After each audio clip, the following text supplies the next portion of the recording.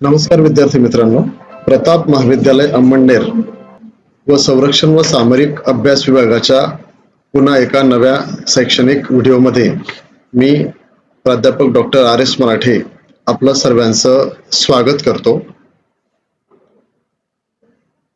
आज जो विषय आपण बघणार आहोत तो म्हणजे संयुक्त राष्ट्राच्या शांतता मोहिमांमध्ये भारताचे योगदान।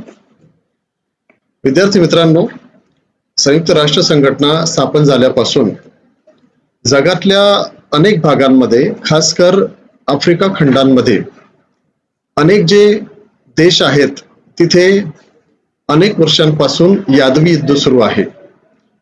एकाच देशात राहणाऱ्या दोन गटांमध्ये किंवा तेथील सांस्कृतिक विविधतेच्या कारणास्तव त्या देशामध्ये घरेलू किंवा डोमेस्टिक अप्रोचने एक हिंसा सुरू होते आणि यामध्ये अनेक निष्पाप लोकांचा बळी जातो। तर अशा या देशांमध्ये हस्तक्षेप करून शांततेसाठी प्रयत्न करण्याचं काम हे संयुक्त राष्ट्राद्वारे गेल्या अनेक वर्षांपासून केलं जातंय। मग अशा देशांमध्ये जेव्हा शांतता मोहिमा राबवायच्या असतात तर तेव्हा निश्चितच तिथे सैन्याची गरज पडते, मनुष्यबळाची गरज पडते, अनेक प्रकारच्या मानवी संसाधनांची आवश्यकता असते आणि हे कार्य करण्यासाठी जगातल्या अनेक देशांनी आपले सैनिक या संयुक्त राष्ट्र संघाच्या शांतता मोहिमांमध्ये पाठवलेले असतात। भारताचा आपण जर विशेष करून उल्लेख केला तर संयुक्त राष्ट्राच्या शांतता मोहिमांमध्ये भारताची भूमिका ही खूप महत्वाची राहिलेली आहे। म्हणजे सन 1950 पासूनच भारताने आजपर्यंत किंवा सध्या स्थितीत ज्या ज्या मोहिमा आहेत तिथे आपल्या प्रत्यक्ष उपस्थित असलेल्या सैनिकांचा जर उल्लेख केला तर जवळपास 2.25 लाखापेक्षा अधिक सैन्य भारताने संयुक्त राष्ट्राच्या या मोहिमांमध्ये पाठवले आहेत। यामुळे जगात भारत सर्वात मोठ्या आणि सातत्यपूर्ण योगदान देणाऱ्या देशांपैकी एक ठरतो। भारताची जागतिक भूमिका समजून घेण्यासाठी या दीर्घकालीन बांधिलकीचा अभ्यास करणं आवश्यक आहे। हा भाग एक सॉफ्ट पॉवरचा भाग आहे, जिथे या प्रयत्नांनी भारताची जी जागतिक प्रतिमा आहे ती अधिक उंचावते। भारत शांतता राखण्याकडे केवळ एक प्रतिकात्मक राज नाही, एक डिप्लोमॅटिक उपाय म्हणून पाहत नाही, तर याकडे एक आंतरराष्ट्रीय स्थैर्याशी, आंतरराष्ट्रीय शांततेशी जोडलेली प्रत्यक्ष जबाबदारी म्हणून पाहतो। भारताची अनादी काळापासूनची जी संस्कृती आहे ती मानवतावादी मूल्यांवर राहिलेली आहे।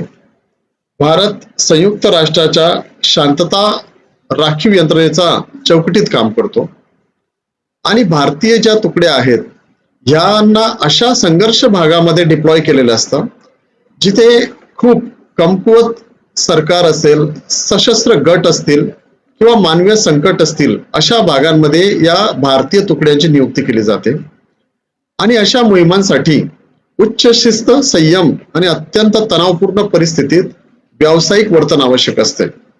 याचाच अर्थ अतिशय व्यावसायिकरित्या प्रशिक्षित सैनिक हा त्या मोहिमेचा भाग होऊ शकतो, कारण परिस्थिती ही विदेशी धर्तीवरची असते आणि अशा संघर्षग्रस्त भागामध्ये जीवाची हानी, धोका याबरोबर तेथील नागरिकांचं जीवनाची रक्षा आणि मानवतावादी दृष्टिकोन हे सुद्धा फार महत्वाचे आहेत। मग भारताने दिलेल्या मुख्य योगदानापैकी आपल्याला सांगता येईल की सैन्य, वैद्यकीय आणि अभियांत्रिकी तुकड्यांची तैनाती या 3 भागांमध्ये किंवा 3 क्षेत्रांमध्ये भारताने नेहमी संयुक्त राष्ट्राच्या या शांतता मोहिमांमध्ये सहभाग घेतलेला आहे। भारत प्रशिक्षित लढाऊ सैनिक, लष्करी निरीक्षक, वैद्यकीय पथके आणि अभियांत्रिकी तुकड्या पाठवतो। आपल्याला माहित असेल की भारतामध्ये आर्मीच्या विविध ज्या कोर कमांड्स आहेत किंवा ज्या वेगवेगळ्या पुरवठा व्यवस्था आहेत त्यामध्ये प्रत्यक्ष लढाऊ सैनिकांपासून तर लष्करी निरीक्षकांपर्यंत किंवा आर्मी मेडिकल विंग मध्ये, आर्मी इंजिनिअरिंग विंग मध्ये अत्यंत प्रशिक्षित आणि व्यावसायिक सैनिक काम करतात। यांच्यातूनच काहींची निवड या संयुक्त राष्ट्राच्या शांतता मोहिमांसाठी केली जाते. पायदळ तुकड्या क्षेत्रीय सुरक्षा, ताफ्यांचे संरक्षण आणि शस्त्रसंधीचे निरीक्षण करतात. त्याचबरोबर जी आर्मीची इंजिनिअरिंग विंग आहे किंवा ज्या अभियांत्रिकी तुकड्या भारताने तिथे पाठवलेल्या आहेत, त्यांचं काम काय असतं मग? तर त्यांचं काम असतं रस्ते, पूल, धावपट्ट्या आणि पाणी पुरवठा व्यवस्था दुरुस्त करणे. या कामांचा फायदा मोहिमेतील सैन्याला पण होतो, त्याचबरोबर तेथील स्थानिक नागरिकांनाही होतो. आणि त्यासाठी या सर्वांची आवश्यकता शांतता मोहिमेत खूप उपयुक्त ठरते. भारतातील जी वैद्यकीय तुकडी त्या ठिकाणी असते, त्यांचं कार्य असतं की अतिशय दुर्गम आणि धोकादायक भागामध्ये क्षेत्रीय रुग्णालये चालवणे, त्या शांतता सैनिकांबरोबरच स्थानिक लोकांनाही उपचाराची व्यवस्था करून देणे, ही जबाबदारी महत्वाची या वैद्यकीय तुकड्यांवर येऊन पडते. आपण कांगो मधील जर उदाहरण घेतलं तर कांगो मधील संयुक्त राष्ट्राच्या मोहिमेत भारतीय डॉक्टरांनी तेथील स्थानिक आरोग्य व्यवस्था कोलमडलेली असताना, तशी एक अराजक परिस्थिती असताना अनेकांचे प्राण वाचवले आहेत. ही मानवीय भूमिका शांतता सैनिक आणि स्थानिक समाज यांच्यात विश्वास निर्माण करणारी असते आणि म्हणून संयुक्त राष्ट्राच्या या शांतता मोहिमेमध्ये हे आपलं मुख्य योगदान आहे. त्याचबरोबर जिथे या संघर्षग्रस्त भागामध्ये जिथे उच्च प्रकारचा धोका आहे, अशा धोका असलेल्या मोहिमांमध्ये सुद्धा भारतीय सैनिकांच्या तुकड्यांनी सहभाग घेतलेला आहे. भारत नेहमी सातत्याने या धोकादायक क्षेत्रांमध्ये तैनाती स्वीकारतो. तुम्ही कांगोचं उदाहरण घ्या, दक्षिण सुदान घ्या, लेबनॉन घ्या किंवा मध्य आफ्रिकन प्रजासत्ताक, येथे भारतीय सैनिकांनी दीर्घकाळ सेवा बजावलेली आहे. या भागांमध्ये सशस्त्र बंडखोरी, जातीय हिंसा आणि दुर्बल राज्य नियंत्रण आढळते. भारतीय तुकड्या अनेकदा सुरक्षित तळांच्या बाहेर काम करतात आणि त्या दीर्घ गस्त घालतात आणि असुरक्षित समुदायांचे संरक्षण करतात. म्हणजेच काय की धोक्याची जी काही मर्यादा आहे ती या नियुक्त केलेल्या सैनिकांच्या मर्यादेमध्ये नसते. सुदानचं उदाहरण घेतलं तर सुदानमध्ये अनेक वर्ष गृहयुद्ध चाललं आणि त्यानंतर काही वर्षांपूर्वी सुदानच्या 2 भागामध्ये ज्याला म्हणतो आपण वाटणी झाली आणि त्यांचं स्वतंत्र अस्तित्व निर्माण झालं. तरीही अनेक भागांमध्ये अजूनही संघर्षग्रस्त परिस्थिती आहे. शांतता मोहिमांमध्ये भारताला जीवितहानी सुद्धा सहन करावी लागली आहे. विद्यार्थी मित्रांनो, जेव्हा या संघर्षग्रस्त भागामध्ये अनेकदा लढाईची परिस्थिती येते, त्यावेळेस स्थानिक लोकांना वाचवताना किंवा तेथील कायदा सुव्यवस्थेचं पालन करताना अनेकदा या मोहिमेमध्ये सहभागी असलेल्या सैनिकांना आपला जीवही गमवावा लागतो. आणि विशेष करून भारताचा जर आपण विषय केला तर भारताच्या अनेक सैनिकांनाही आपला जीव गमवावा लागला आहे. यावरून या बांधिलकीचे गांभीर्य स्पष्ट होते. शांतता राखणे हे नसून प्रत्यक्ष लढाईसारखे धोके असतात आणि हे या शांतता मोहिमांच्या मूल्यमापनासाठी फार महत्वाचे आहेत. याचबरोबर भारतीय तुकड्यांच्या योगदानाबद्दल नागरिक संरक्षणावर विशेष भर दिला जातो. हा एक महत्वाचा भाग याबाबत आहे. भारत नागरिकांच्या संरक्षणाला विशेष महत्व देतो, कारण अशा संघर्षग्रस्त भागांमध्ये सर्वात जास्त झळ ही स्थानिक नागरिकांना सोसावी लागते. भारतीय शांतता सैनिक मानवीय मदत ताफ्यांना संरक्षण देतात. अर्थात त्या संघर्षग्रस्त भागामध्ये जेव्हा सामान्य नागरिकांसाठी मानवीय मदत घेऊन जे काही तुकडी किंवा संस्था आलेल्या असतात, त्यांना सुरक्षा देण्याचं काम भारतीय लष्करी तुकड्या तिथे करत असतात. त्याचबरोबर निर्वासित छावण्यांचे रक्षण करणे, तेथील स्थानिक नागरिकांना आपल्या घरातून किंवा त्या भागातून या संघर्षामुळे किंवा हिंसेमुळे ती घरं सोडावी लागतात. मग अशा नागरिकांसाठी छावण्यांचं आयोजन किंवा व्यवस्था केली जाते. तर त्या छावण्यांचं सुद्धा रक्षण करण्याची जबाबदारी भारतीय शांतता सैनिक करतात, त्यांच्यावरती असते. त्याचबरोबर महिला आणि मुलांवरील हिंसा रोखण्याचं एक महत्वाचं काम सुद्धा या सैनिकांवर असते. भारताने पाठवलेल्या महिला शांतता पथकांनी समुदायाशी संवाद साधण्याची महत्वाची भूमिका आजपर्यंत बजावलेली आहे. म्हणजेच काय की पुरुष आणि महिला अशा दोघी सैनिकी तुकड्या भारत संयुक्त राष्ट्राच्या शांतता मोहिमांमध्ये पाठवत आलेला आहे. तर त्या ठिकाणी स्थानिक समुदायाशी एक चांगला संवाद निर्माण करून विश्वासाचं वातावरण निर्माण करणं देखील महत्वाचं आहे. त्या अत्याचारांच्या तक्रारी नोंदवण्यास प्रोत्साहन देतात आणि स्थानिक महिलांना आरोग्य व शिक्षण सेवांपर्यंत पोहोच म्हणून देतात आणि त्यासाठी त्यांच्याशी हा संवाद फार महत्वाचा ठरतो. भारतीय सैनिक अतिशय कडक नियमानुसार काम करतात. जिथे संयुक्त राष्ट्राने त्या शांती मोहिमांसाठी एक नियमांची चौकट आखून दिलेली आहे, त्या चौकटीच्या किंवा त्या नियमांचं कठोर पालन भारतीय सैनिकांद्वारे केलं जातं. भारतीय सैनिक शक्तीचा वापर आणि संयम यांचा समतोल राखतात आणि या पद्धतीमुळे नागरिकांचे नुकसान कमी होते आणि मोहिमेची विश्वासार्हता टिकून राहते. बऱ्याचदा संघर्षग्रस्त भागामध्ये जर सैनिकी कारवाईची वेळ आली तर त्यावेळेस त्याचा अप्रत्यक्ष धोका किंवा हानी ही स्थानिक नागरिकांना काही प्रमाणात होऊ शकते. तशा परिस्थितीत सुद्धा भारतीय सैनिक त्या नागरिकांचे कमीत कमी नुकसान होईल याची शाश्वती बाळगतात. मग ही सर्व कार्य करत असताना या शांतता मोहिमांचा भारतावर नेमका काय परिणाम होतो? तर पहिला सकारात्मक आणि चांगला परिणाम म्हणजे भारताची संपूर्ण जगामध्ये प्रतिमा बळकट होते. भारताच्या शांतता मोहिमांमधील सहभागाचा जो इतिहास आहे त्याची जबाबदार जागतिक घटक म्हणून प्रतिमा मजबूत होते. आज जग भारताकडे एक जबाबदार आणि शांतीप्रिय देश म्हणून बघतो. तो बहुपक्षीय सहकार्य आणि आंतरराष्ट्रीय कायद्यावरील भारताची निष्ठा दाखवतो.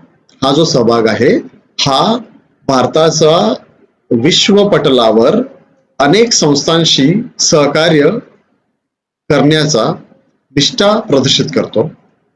ही विश्वासार्हता आंतरराष्ट्रीय मंचांवर भारताच्या राजनैतिक भूमिकांना बळ देते. अनेकदा आपल्याला आंतरराष्ट्रीय पातळीवर आपले हित किंवा आपली राष्ट्रीय सुरक्षा या बाबतीतील काही ध्येय धोरणांसाठी आंतरराष्ट्रीय पाठबळ हवं असतं. तर अशा वेळेस त्या आंतरराष्ट्रीय मंचांवर भारताच्या या राजकीय भूमिकांना साहजिकच बळ मिळतं. त्याचबरोबर जागतिक शासन संस्थांमध्ये अधिक प्रतिनिधित्वाचा भारताच्या दाव्याला आधार मिळतो. आपल्याला माहित असेल की भारत गेल्या अनेक वर्षांपासून संयुक्त राष्ट्राच्या सुरक्षा परिषदेवर स्थायी सदस्य म्हणून निवड व्हावी यासाठी सातत्याने प्रयत्न करत आहे. व या ठिकाणी फक्त 5 देश आहेत आणि त्यांच्या व्यतिरिक्त आजपर्यंत कुठल्याही नव्या देशाची निवड त्या सुरक्षा समितीवर कायमस्वरूपी झालेली नाही. परंतु भारत हा जगातील एक जबाबदार देश असल्याने अनेक मंचांवरून भारताने आपली ही मागणी केलेली आहे आणि त्याला अनेकदा आंतरराष्ट्रीय मंचांवर अनेक देशांनी पाठिंबाही दिला आहे. तर हा पाठिंबा आपण संयुक्त राष्ट्रांच्या शांतता मोहिमांमध्ये करत असलेल्या योगदानाचा पुढे शक्य होतो. दुसरा परिणाम जो होतो तो सशस्त्र दलांचा कार्यानुभव वाढणे. शांतता मोहिमांमुळे भारतीय जे सशस्त्र दल आहेत यांना एक प्रॅक्टिकल एक्सपिरियन्स तिथे मिळतो.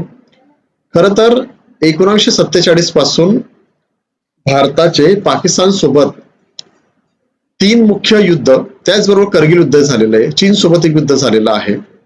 1999 नंतर भारतीय सैनिकांनी प्रत्यक्ष कुठल्याही लढाईत मोठ्या प्रमाणावर भाग घेतलेला नाहीये. परंतु संयुक्त राष्ट्राच्या या शांतता मोहिमांमुळे त्यांना जगातील या संघर्षग्रस्त भागामध्ये अतिशय महत्वाचा सैनिकी अनुभव मिळतो. सैनिकी संयुक्त कारवाया असतील, बहुराष्ट्रीय समन्वय असेल आणि अपरिचित भौगोलिक परिस्थिती असेल, या ठिकाणी काम करण्याचा अनुभव त्यांना मिळतो आणि हा अनुभव त्यांना अजून सशक्त करतो. ते संकट व्यवस्थापन, वाटाघाटी आणि लोककेंद्रित सुरक्षा पद्धती तिथे समजून घेतात, शिकतात आणि एकंदरीत हा अनुभव देशामध्ये आल्यानंतर देशांतर्गत लष्करी तयारीसाठी त्यांना फार फायदेशीर ठरतो. संयुक्त राष्ट्राच्या या शांतता मोहिमांमध्ये भारताची भागीदारी केवळ एक नैतिक जबाबदारी नाहीये, एक फक्त आपली नैतिक जबाबदारी आहे म्हणून आपण तिथे जातो अशातला भाग नाही, तर ते त्यांच्या सामरिक किंवा रणनीतिक हितसंबंधांनाही पूरक ठरतं. आंतरराष्ट्रीय शांतता आणि सुरक्षिततेत योगदान देऊन भारत जागतिक स्तरावर आपला प्रभाव वाढवतो आणि एक जबाबदार जागतिक शक्ती म्हणून आपली ओळख मजबूत करतो आणि सातत्याने गेल्या अनेक दशकांपासून भारताची ही भूमिका आजपर्यंत तशीच आहे. या मोहिमांमुळे भारतीय सैनिकांना केवळ युद्धभूमीवरील कौशल्यच नव्हे तर मानवीय दृष्टिकोन, सांस्कृतिक संवेदनशीलता आणि आंतरराष्ट्रीय कायद्यांचे पालन करण्याचे प्रशिक्षणही मिळते. आणि मग हा अनुभव त्यांना येणाऱ्या काळामध्ये जी काही भविष्यातील आव्हानं असतील त्यासाठी अधिक सक्षम बनवतो, चांगल्या प्रकारे तयार करतो. आणि म्हणूनच शांतता मोहिमांमध्ये भारताची जी बांधिलकी किंवा जी जबाबदारी आहे ती सातत्यपूर्ण आहे आणि ही एक जागतिक शांततेसाठीच्या त्यांचा कटिबद्धतेचे प्रतीक आहे. भारत नेहमी विश्वशांती किंवा जागतिक शांततेसाठी कार्य करत आलेला आहे आणि त्याचा दृष्टिकोन नेहमी या जागतिक शांततेसाठी सकारात्मक राहिला आहे. मग या शांतता मोहिमेमधील जो दूरवरचा दृष्टिकोन आहे, जी भारताची दूरदृष्टी ती आपल्याला समजून घ्यावी लागेल. याचे 4 एक महत्वाचे घटक आहेत. ग्लोबल स्टॅबिलिटी, मल्टीलॅटरलिझम, ह्युमॅनिटेरियन एड आणि कॅपॅसिटी बिल्डिंग. म्हणजेच काय की भारताच्या शांतता मोहिमांमधील सहभागामागे जागतिक स्थैर्य, बहुपक्षीय सहकार्य, मानवीय मदत आणि क्षमता निर्माण करण्याची दूरदृष्टी आहे. आणि या आधारावर या मोहिमांद्वारे भारत केवळ त्या संघर्षग्रस्त क्षेत्रांमध्ये शांतता प्रस्थापित करत नाही तर दीर्घकाळासाठी विकासासाठी आवश्यक असलेल्या पायाभूत सुविधा आणि आरोग्य सेवांमध्येही योगदान देतो. आणि हा भारतासाठी फार महत्वाचा दृष्टिकोन आहे. यात शांतता मोहिमांचा विचार करता काही आंतरराष्ट्रीय सहकार्याची उदाहरणे आपण इथे देऊ शकतो. सर्वात अगोदर कांगो हा देश अंतर्गत संघर्षामुळे अनेक वर्षांपासून बेजार झालेला आहे. अशा या देशामध्ये संयुक्त राष्ट्र शांतता मोहिमेदरम्यान तिथे मोनुस्को नावाची मोहीम राबवली गेली. या मोहिमेत भारतीय सैनिकांनी स्थानिक नागरिकांना वैद्यकीय मदत पुरवली आणि सुरक्षितता निश्चित केली. आपण आधीच चर्चा केली आहे की भारताचे फक्त लढाऊ सैनिकच नव्हे तर आपल्याकडील प्रशिक्षित डॉक्टर्स, वैद्यकीय पथक, अभियांत्रिकी पथक यांची सुद्धा या शांतता मोहिमांमध्ये फार महत्वाची भूमिका राहिलेली आहे. आणि म्हणून कांगोमध्ये भारतीय सैनिकांनी तिथल्या स्थानिक नागरिकांना खूप मोठ्या प्रमाणावर वैद्यकीय मदत पुरवली. त्यानंतर दक्षिण सुदानचं आपण बघूया उदाहरण. येथे सुद्धा राबवल्या गेलेल्या शांतता मोहिमेत भारताच्या अभियांत्रिकी तुकड्यांनी काय केलं की तेथील रस्ते दुरुस्त केले आणि मानवीय मदत पोहोचवण्यासाठी मदत केली. रस्ता हा पायाभूत सुविधांचा एक महत्वाचा घटक आहे आणि म्हणून पुरवठा व्यवस्था खंडित होऊ नये, सामान्य नागरिकांपर्यंत मदत पोहोचावी म्हणून रस्त्यांचं दुरुस्त होणं किंवा चांगल्या प्रमाणात ते राहणं याची जबाबदारी या मोहिमेतील सैनिकांवर असते आणि भारताने दक्षिण सुदानमध्ये ही जबाबदारी खूप चांगल्या पद्धतीने पार पाडली आहे. लेबनॉन देशाच्या बाबतीत सांगता येईल की तिथे राबवल्या गेलेल्या मोहिमेमध्ये भारतीय बटालियनने शांतता आणि स्थैर्य राखण्यासाठी गस्त आणि निरीक्षण केले. आता याला पेट्रोलिंग असं म्हणतो आपण.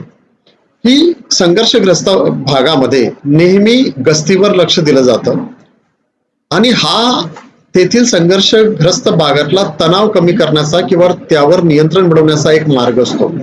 म्हणून अहोरात्र दिवस गस्त घालणे हे महत्वाचं कार्य भारतीय बटालियन, भारतीय सैनिकांनी लेबनॉनमध्ये पार पडलं.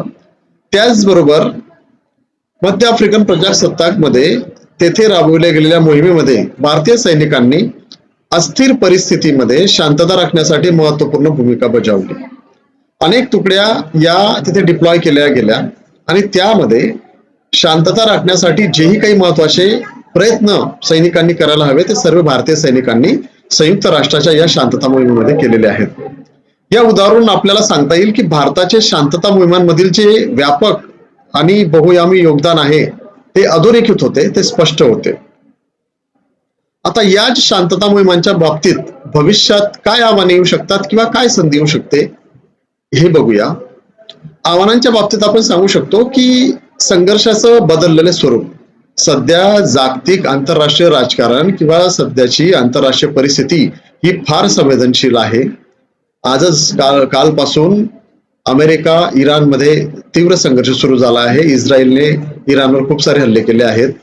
यामुळे मध्य पूर्वमध्ये जी परिस्थिती आहे ती बदललेली आहे आणि येणाऱ्या काळामध्ये कारणाने तेथील परिस्थिती अजून कशी होईल हे सांगता येणं कठीण आहे. मात्र संघर्षाचं स्वरूप मात्र बदललेलं आहे. ते एक आव्हान शांतता मोहिमेतील सैनिकांपुढे आहे. त्याचबरोबर असुरक्षित वातावरणातील कामकाज.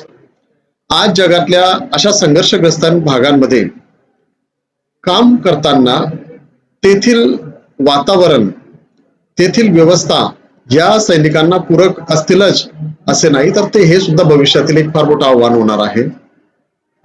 त्याचबरोबर संयुक्त राष्ट्राच्या ह्या ज्या शांती मोहिमांमध्ये जे सैनिक तिथे आपलं कार्य करत असतात, यांच्यावर भविष्यात खूप मोठ्या प्रमाणावर हल्ले वाढू शकतात आणि या बाबतीत हा भविष्यातील एक फार मोठा धोका जाणवतो.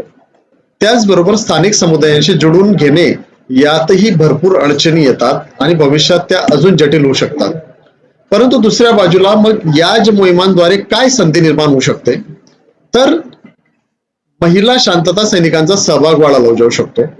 जिथे सामान्य परिस्थितीत तेथील नागरिक किंवा महिलांशी संवाद निर्माण करण्याची जबाबदारी महिला चांगल्या प्रकारे पार करू शकतात आणि त्याच अनुषंगाने भविष्यामध्ये संयुक्त राष्ट्राच्या शांतता मोहिमांमध्ये महिलांची संख्या वाढवली जाऊ शकते आणि एक चांगली संधी आहे. त्याचबरोबर या मोहिमांमध्ये तंत्रज्ञानाचा फार चांगला वापर हा करण्याची संधी येणाऱ्या काळात आहे. आज आपण आर्टिफिशियल इंटेलिजन्सच्या काळात आलो आहोत. अनेक तंत्रज्ञान हे आता AI वर आधारित आहे आणि या तंत्रज्ञानाचा फायदा भविष्यामध्ये या संयुक्त राष्ट्राच्या शांतता मोहिमांमध्ये होणार आहे आणि ती एक संधी सैनिकांपुढे आहे. त्याचबरोबर क्षमता निर्मितीसाठी प्रशिक्षण देणे. जिथे या मोहिमांच्या अंतर्गत धोका हा बऱ्याच अंशी बनलेला आहे आणि अशामध्ये तेथील वातावरणात आलेला अनुभव हा एक उच्च प्रकारची क्षमता निर्मितीसाठी आपल्याला प्रशिक्षणाच्या स्वरूपात मिळू शकतो आणि त्याचबरोबर आंतरराष्ट्रीय सहकार्य अधिक दृढ होऊ शकतं. भारतासोबत अनेक देश या मोहिमेमध्ये आपले सैनिक पाठवतात आणि एकंदरीत काय होतं की मग एकमेकांमध्ये समन्वय होतो आणि त्या समन्वयाचा फायदा आंतरराष्ट्रीय सहकार्यामध्ये होत असतो. एकंदरीत शांतता मोहिमांमध्ये भारतासमोर अनेक आव्हाने असली तरी नवीन संधीचा फायदा सुद्धा आहे आणि तो घेऊन भारत आपले योगदान अधिक प्रभावी करू शकतो. शेवटी निष्कर्षाच्या स्वरूपात आपण सांगू शकतो की भारत हे सर्व यासाठी करत आहे की आपण फक्त शांततेमध्ये विश्वासच नाही ठेवत, तर आपण त्यासाठी कटिबद्ध आहोत, आपण प्रयत्नशील आहोत आणि नेहमी जगात शांतता राहावी यासाठी भारताने विविध व्यासपीठांवरनं आजपर्यंत अनेकदा पुढाकार घेतलेला आहे. म्हणूनच संयुक्त राष्ट्राच्या शांतता मोहिमांमधील भारताचा दीर्घकालीन आणि सातत्यपूर्ण सहभाग जो आहे हा जागतिक शांतता आणि सुरक्षेसाठीचा त्याच्या अटूट कटिबद्धतेचा पुरावा आहे. त्याचबरोबर सैन्य, वैद्यकीय आणि अभियांत्रिकी तुकड्यांच्या माध्यमातून भारत केवळ शारीरिक सुरक्षा देत नाही, तर मानवीय मदत आणि क्षमता निर्मितीमध्ये महत्वपूर्ण भूमिका बजावतो. म्हणजे या मोहिमांमधील सैनिक कार्याबरोबर सर्वात महत्वाचा जी बाजू आहे ती म्हणजे मानवीय दृष्टिकोन आणि भारत त्यामध्ये आपली महत्वपूर्ण भूमिका बजावत आहे.